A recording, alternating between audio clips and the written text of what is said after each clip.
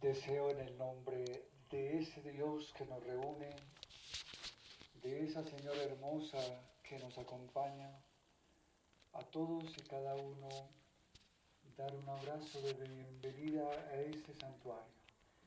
Siéntanse en casa, siéntanse en familia. Aquí todos, con muchas dificultades, tenemos un lugar para dejarnos iluminar por esa palabra y luego para celebrar el misterio más grande de los milagros, la Santísima Eucaristía. Por ello todos siéntanse muy acogidos por ellos dos. Siéntanse llamados y predilectos de Dios por venir y aceptar el llamado de salir de sus casas muchas horas para llegar a este santuario. En el nombre de Jesús de Nazaret y Nuestra Señora de la Esperanza, a todos y todas peregrinos y peregrinas, bienvenidos a su santuario. Siéntanse muy bien y que ojalá que al regresar nos encontremos llenos de algo que renovó nuestra vida, algo que mejoró nuestra forma de ser, algo que nos va a colaborar para el resto de nuestra vida. Quiero hoy referirme como siempre a la palabra. He dicho que muchos se van de aquí porque no les hablamos de la palabra. Es decir, se retiran de la Iglesia Católica porque supuestamente no somos claros, no hemos aprendido a hacer una catequesis profunda a tiempo de la palabra. Y creo que es urgente volver a amar, entender y vivir la palabra. Por ejemplo, hoy nos piden que recemos por los enfermos. Esto no es nuevo en la iglesia. Lo que aquí estamos haciendo es una petición. Es una forma de obrar con la fe. Orar. Y San Pablo dice rezar,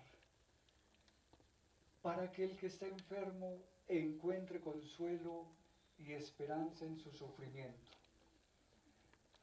Hay un sacramento desafortunadamente demasiado descuidado de parte de nosotros los sacerdotes y de los laicos, el sacramento de la Santa Unción. Antes se tenía como una preocupación. Cuando se veía un familiar enfermo, decían: Padrecito, por favor, vamos para que me le aplique los óleos a un enfermo que tengo en casa. Y uno iba y hacía esa oración de la unción, que es un ritual muy hermoso e inexplicablemente se veía la recuperación, la salud de ese enfermo moribundo. Ya hoy no lo pedimos, ya hoy no lo celebramos. Quizá los sacerdotes estamos sin tiempo o nos inventamos que no tenemos tiempo, pero es un sacramento vivo.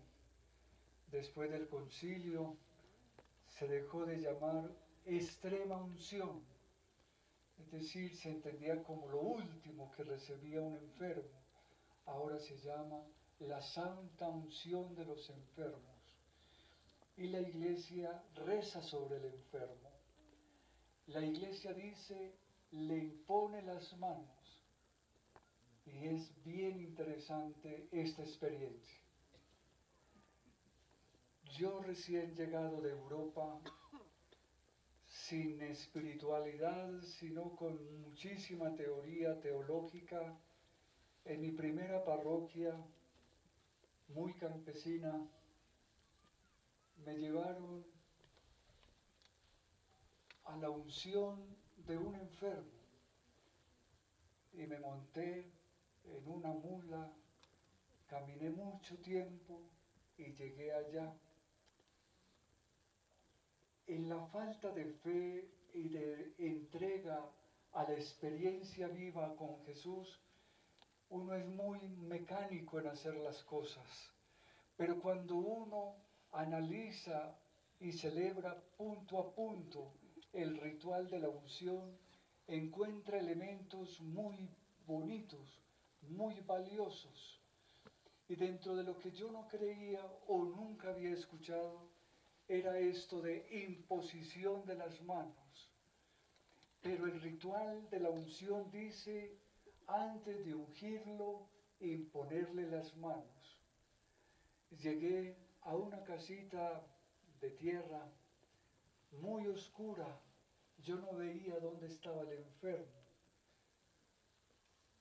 Y lógico, uno se imagina que el enfermo está en la cama, pero ellos me decían, está en el suelo. Yo decía, pero ¿por qué en el suelo si él debe de estar en la cama? Y la respuesta era, la muerte pide tierra. Y toqué esas manitos y esos pies gélidos, penetrados, en un helaje. Yo dije, no, pero él no se está muriendo de enfermo, se está muriendo de frío. Entonces me decían, déjelo ahí, que él se tiene que morir y ya la muerte pide tierra.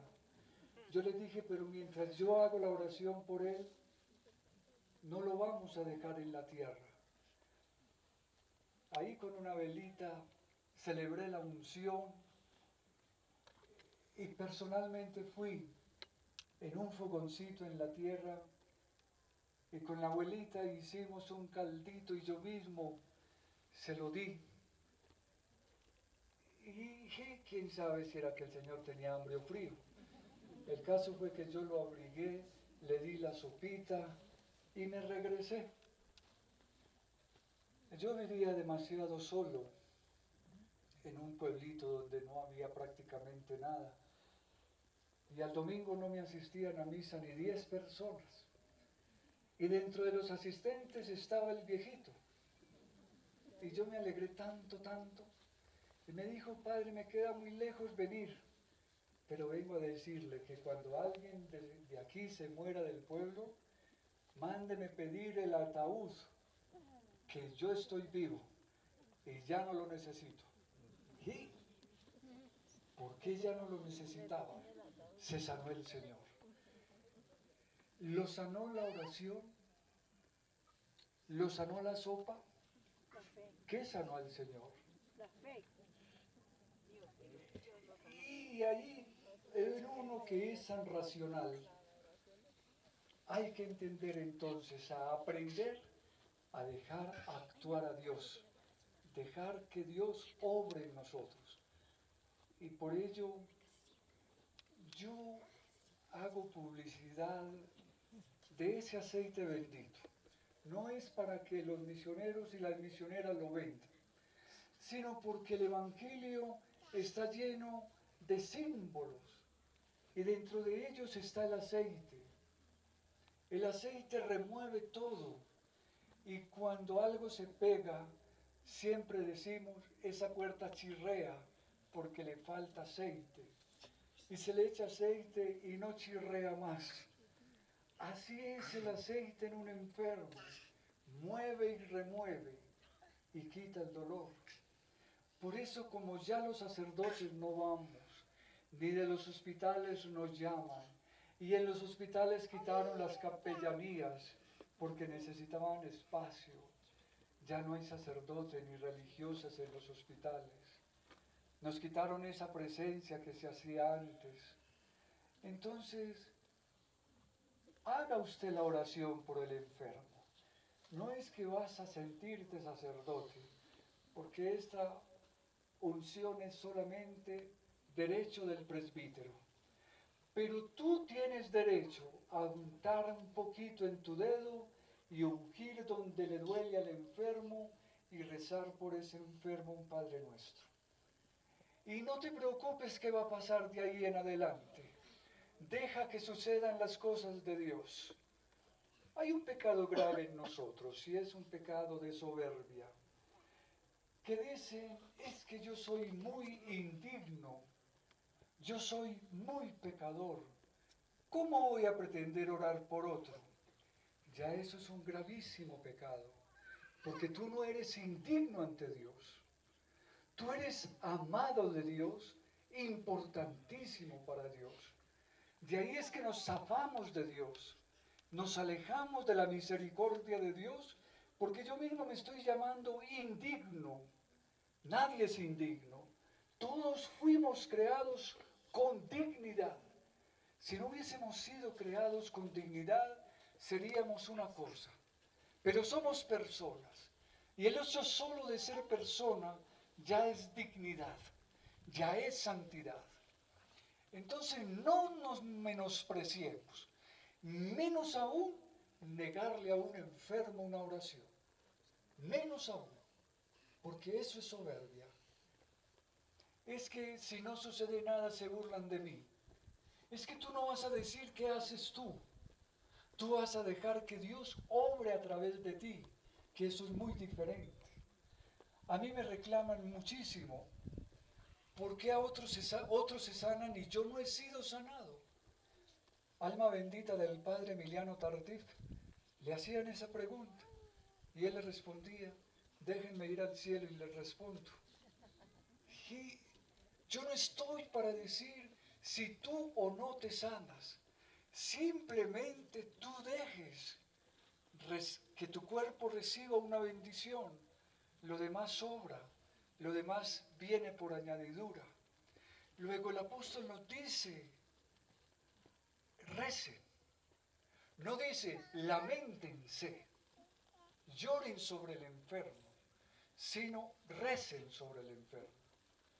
Es que hay una manía muy asquerosa, y por favor, por urbanidad, hagámoslo. Nunca le preguntemos al enfermo lo mismo, que ya nos lo contaron antes de entrar a la habitación. Nunca le digamos, ¿cómo estás de pálida? Mira, tiene esa cara como un papel.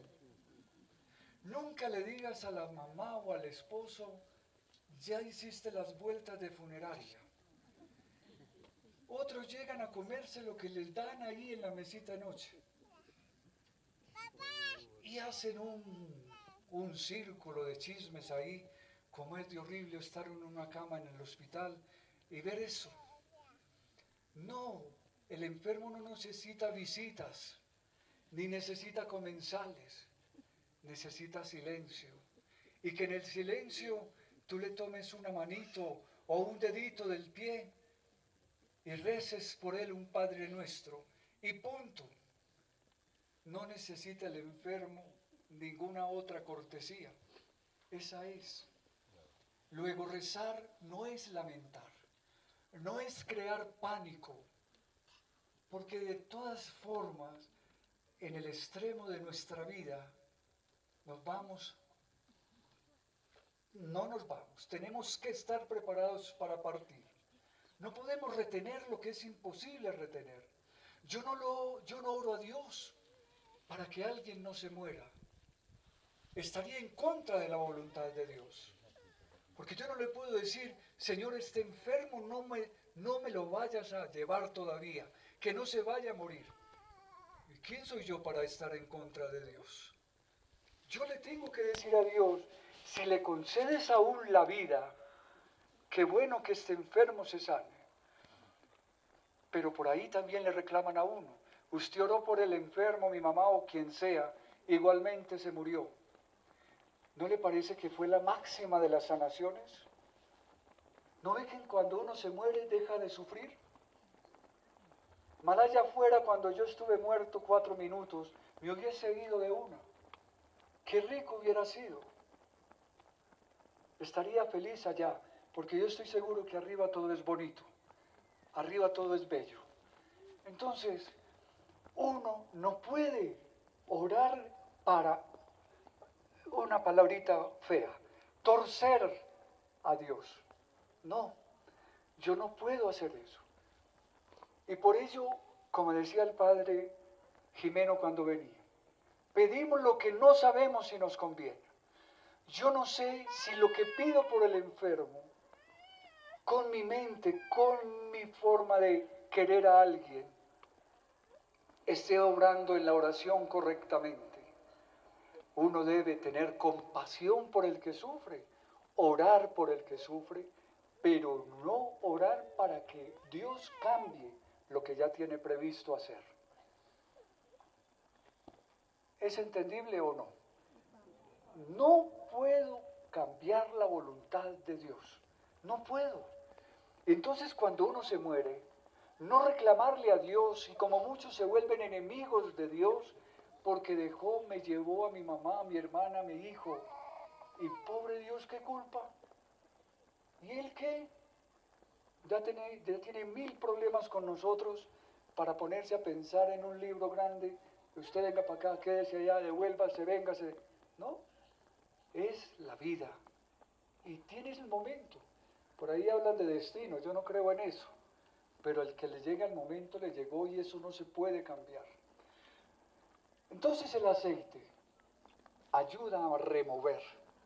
Y con compasión cuando se reza sobre un enfermo, las cosas cambian. ¿Por qué me gusta ungir a los enfermos? Porque yo sé que la bendición del que es ungido no cae por el piso en la tierra, permanece hasta el final de las vidas de quien lo recibe como un milagro. Y por eso ustedes siempre tienen que bendecir, ustedes tienen que dar siempre la bendición. Ustedes nunca vayan a maldecir, jamás. Este mundo está lleno de blasfemia y de maldición.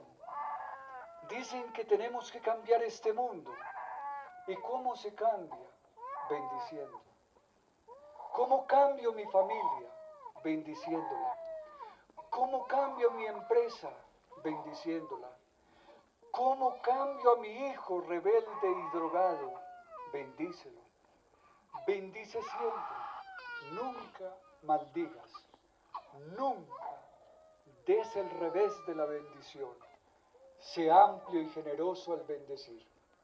Habla también sobre la necesidad de ayudar a otros a cambiar de actitud. No es que yo quiera ser salvador de otro, pero sí puedo, en un momento determinado, dar una palabra de vida a otro. El miércoles confesé durante todo el día. ¿Qué hace uno? Escuchar al otro. ¿Qué quiere el otro de uno? Que me ayude a entender lo que para mí es un conflicto, un túnel de oscuridad. Y en base a sus sentimientos, sus dolores interiores espirituales, uno da la solución y la respuesta de gratitud, unas lágrimas que escurren llenas de felicidad. Hay que ayudar en esa forma. Por favor, hoy hay que ayudar en una obra de caridad bellísima. Dar un buen consejo al que lo necesita. Uno que es testigo de tantas confesiones, le dicen a uno, si yo hubiese tenido una palabra buena de mi papá o de mi hermano o de mi amiga para no abortar, yo no hubiera abortado. Pero el miedo me invadió, no tuve un consuelo y cometí el error que le estoy contando. Palabras de consejo, palabras buenas, no desaconsejar en lo malo, hay que aconsejar para el bien.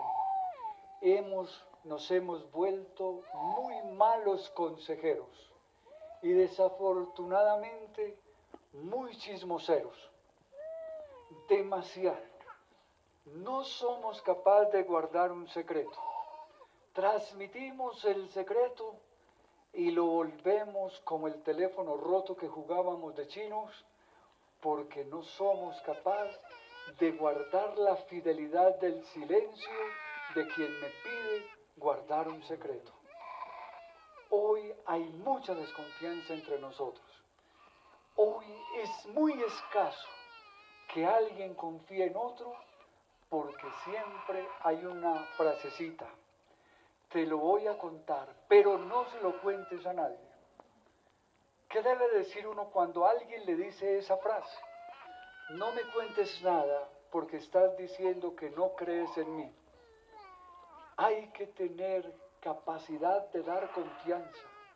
Hay que tener capacidad de crear fidelidad ante la revelación de un secreto íntimo interior del alma para no ser revelado. Pero ¿cuál es el problema hoy? Piden un consejo, se da un buen consejo, pero después la amiga o el amigo, quien sea, va y le dice al amigo o al amigo, a quien sea, si fue el consejo adecuado. Entonces imagínense cómo se vuelve todo esto. Entonces, la idea es no pretender cambiar a nadie. No podemos pretender que el otro sea como yo soy. Hacemos un monstruo. Hay que dejar al otro como es, pero hacerle sentir al otro que como es hace daño, hace mucho daño. Antier la palabra nos hablaba de entrar mejor mancos y ciegos al cielo que no con todo completo. Y yo decía, Dios nos creó buenos y todo en nuestro cuerpo es bueno para usar bien para el bien. Si mis manos son solo para disparar, así no me creó Dios, para matar a otro. Si mis ojos me llevan a crear películas malignas, terroristas, destructivas, ¿cómo hacerlo? ¿Cómo medirlo? Tus ojos no sirven para nada. Si tus piernas no sirven sino para avanzar al mal, no te sirve para nada. El cuerpo se usa para el bien. Y por ello nos dieron un cuerpo que mirándolo bien es como muy feo. ¿Ustedes han mirado las ranas? Tenemos las mismas manos. ¿Han visto un gorila? Las mismas manos, los mismos pies, todo igualito. Somos muy feos, aunque muchos y muchas se creen divinos y hermosos. Pero somos biológicamente, pero el Dios hermoso que nos creó, vio que así estábamos bien, pero creó todo bueno para nosotros. No creó nada malo. De ahí que uno se angustia de ver que mucho católico cristiano va y se arrodilla ante la Virgen de cualquier parte. Dame, Madrecita Santa, una puntería que yo no halle porque yo tengo que matar. Y le presentan la pistola y con la pistola se hacen el signo de la cruz y se van a matar. Eso es lo que no podemos tolerar. Eso es lo que tenemos que advertir. No es que yo vaya a cambiar a un asesino, sino que yo debo de advertirle al asesino que todo en él fue bueno y que no puede usarlo para el mal. Sus hijos deben estar acompañados por ustedes, porque sus hijos son buenos, pero un descuido de ustedes de pronto puede llevarlos para que usen su cuerpo para el mal.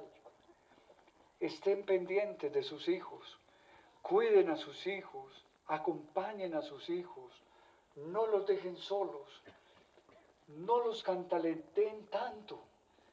Ya ahora no es con cuero, ni las profesoras de nuestra época, que íbamos y nos aplicábamos cebolleta, una rama larga que nace en las lagunas, y nos la untábamos en la mano y éramos felices que la profesora reventara la regla. Ya no es así que entra la disciplina, la forma, la urbanidad, los valores. Ahora es con ternura, ya no es con golpes, ya no es con cantaleta que se cambia a otro, es con la actitud de cada uno, es con tu forma de ser y de actuar en que puedes generar cambio en los otros. De ahí que tanto critican a los que vamos a la Santa Misa. ¿Por qué los que van son tan regulares? ¿Y por qué los que no vamos no hacemos lo que no hacemos lo que hacen los que van a la misa? Y tienen razón. Si yo como cristiano no ilumino y no soy sal que sale bien, mejor salgámonos de esto. No es que ya esté cambiado perfecta y totalmente, sino procurar que escuchando la palabra cada día me vuelva mejor, sea más luz y dé más sabor. La sal se hizo para dar sabor. Cuando nos dan una sopa sin sal, decimos, no hay salecita por ahí. Y le echamos más sal hasta que dé sabor. La sal es para salar, dar sabor. Y todo lo que nosotros hagamos para hacer luz, que camino y guía de otros, vale mucho la pena. Amerita siempre que otros me digan, ¿dónde vas tú que has cambiado tanto? ¿Dónde vas tú que tu vida giró? Yo quiero ir donde tú vas. Y no que me digan, nunca iré donde tú vas porque eres peor. Y de este santuario debe salir ese compromiso. Volver allá mejor de lo que vine aquí. Si vuelvo allá peor, es un escándalo, porque no generó una actitud de conversión, de cambio. ¿Y cómo no nos ha de cambiar la fe de todos ustedes? Viendo que creemos lo mismo, vamos hacia el mismo cielo, y yo no quiero ser mejor. De pronto dicen algunos, allá se levantan de una silla de ruedas, otros dicen que se sanaron de tal enfermedad. Eso no es importante. Lo importante es lo que sucede en nuestra vida interior. Porque si tú eres bueno, iluminas tu espíritu, manejas y entiendes tu enfermedad. Si tú vienes solamente aquí por el milagrito, te vas sin milagritos. Porque yo me vengo a encontrar es con los milagros de Él. Y como no los veo inmediatamente, entonces dicen muchos, ¿para qué usted que organizó esa peregrinación me hizo perder mi platica y mi cansancio? Mire, no, no es eso. De eso no se trata. Y a mí me dicen que cuánto vale un milagro. Y muchos me dicen, yo no tengo tiempo de ir a misa. Deme ahí rapidito su bendición. De eso no se trata. Se trata de yo dejarme evangelizar de Dios para entender los milagros de Dios. Por eso aquí hacemos la oración al final, porque durante toda la Santa Misa estamos recibiendo sanación. Y por ello tan bellamente, antes de recibir la Sagrada Comunión, decimos, este es el Cordero de Dios. ¿Qué, cómo siga? Que quitan los pecados del mundo, dichosos.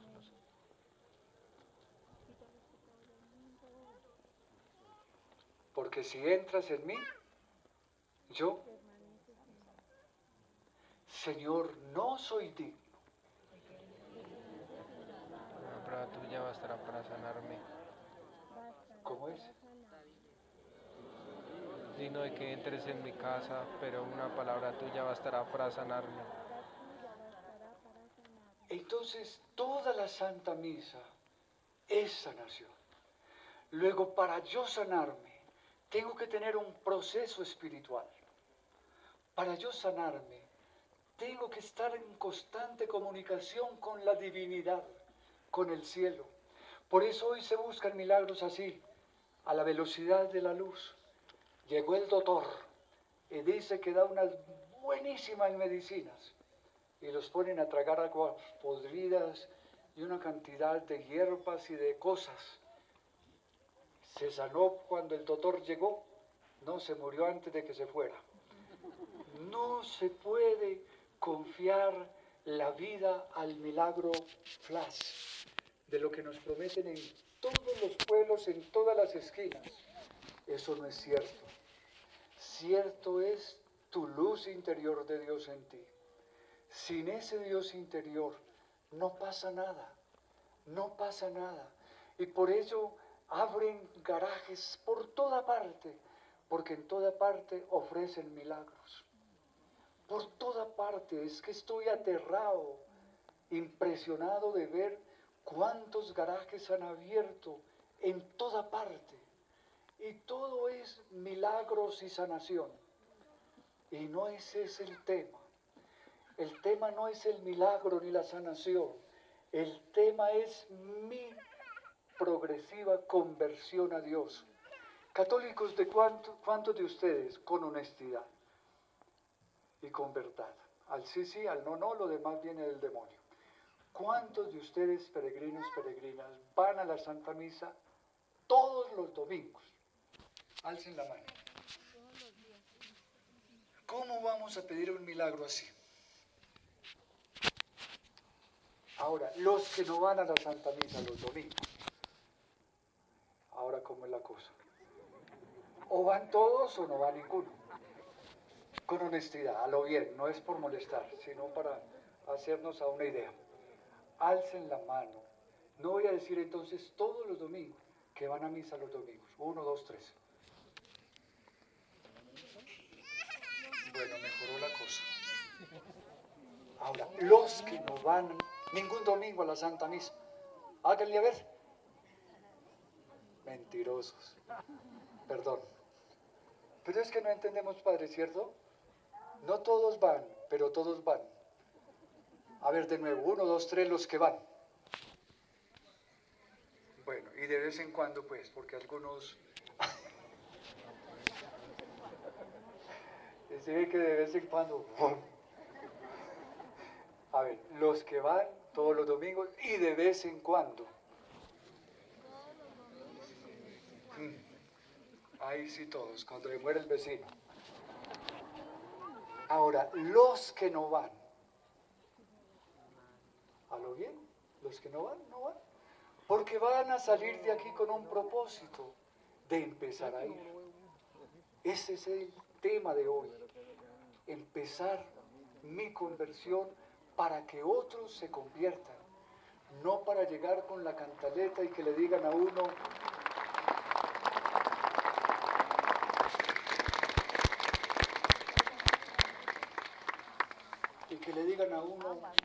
y luego usted se ha mirado a sí mismo, ¿usted es peor que yo?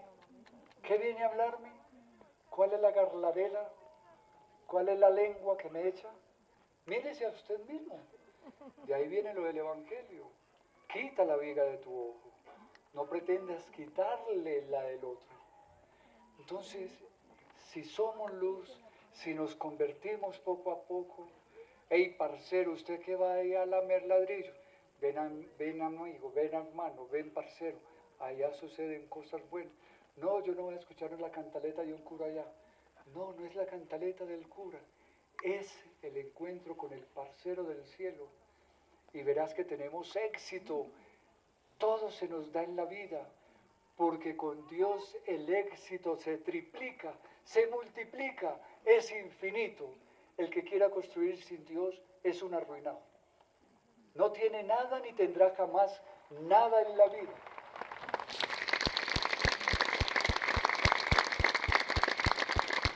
Porque Dios es abundancia. Este universo está cargado de todo y todo nos pertenece. Luego no nos podemos lamentar que yo no tengo y nos dejamos llenar de ese 10º mandamiento que dice envidia. El envidioso no le da al que envidia, no le quita al que envidia, le multiplica al envidiado y tú te quedas sin nada.